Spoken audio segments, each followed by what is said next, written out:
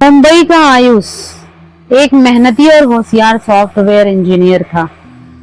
कोलकाता की एक बड़ी आईटी कंपनी में आयुष को नौकरी लग गई थी। वह नौकरी पाकर बेहद ही खुश था। नई जगह, नया माहौल। शुरुआत के कुछ महीने तो बहुत ही अच्छे गुजरे, लेकिन फिर सब कुछ बदल गया। एक रात ऑफिस से देर से लौटते वक्त उसे ऐसे लगा जैसे उसका कोई पीछा कर रहा हो। आयुष ने जोर से पूछा, कौन है, कौन है? आयुष ने जब पीछे मुड़कर देखा तो खाली सड़क, लेकिन हल्की सी महिला के पायल की छन छन सुनाई दी। घर पहुंचते ही उसने आईने में देखा, उसकी पीठ पर गहरे नीले नीले निशान थे, जैसे किसी ने जोर से पकड़ लिया हो।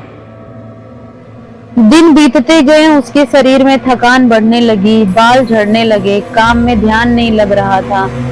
ऑफिस में उसका दोस्त विवेक अक्सर कहता, भाई तेरा चेहरा तो मरा मरा लग रहा है, सब ठीक है ना? आयुष बस सिर हिलाकर कह देता, शायद मौसम सूट नहीं कर रहा है। लेकिन आयुष के साथ रात में अजीब अजीब घटनाएं होती थी, जैसे कि खिड़की अपने आप खुल जाता था, बिस्तर के पास धीमे धीमे मंत्रों की आवाज सुनाई देती थी, छत से लटकता काला धागा जिस पर लाल रंग के दाग थे, यह सब उसके साथ होता था।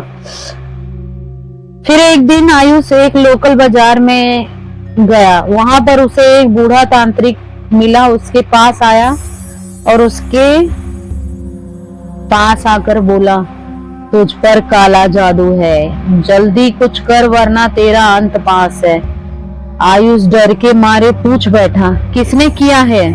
तांत्रिक बस मुस्कुरा दिया, जिस पर तू सबसे ज्यादा भरोसा करता है वही है। आयुष ने उसी तांत्रिक से मदद मांगी। तांत्रिक ने एक लोहे की कटोरी में नींबू, मिर्च और काले धागे जलाते हुए कहा, ये लौ जैसे ही बढ़ेगी वैसे वैसे तेरा दुश्मन सामने आएगा। लौ अचानक से तेज हो गई और आयुष की आंखों में विवेक का चेहरा चमक उठा। विवेक, ये तो मेरा सबसे अच्छा दोस्त था, तांत्रिक ने भारी आवाज में कहा। ईर्ष्या इंसान को शैतान बना देती है।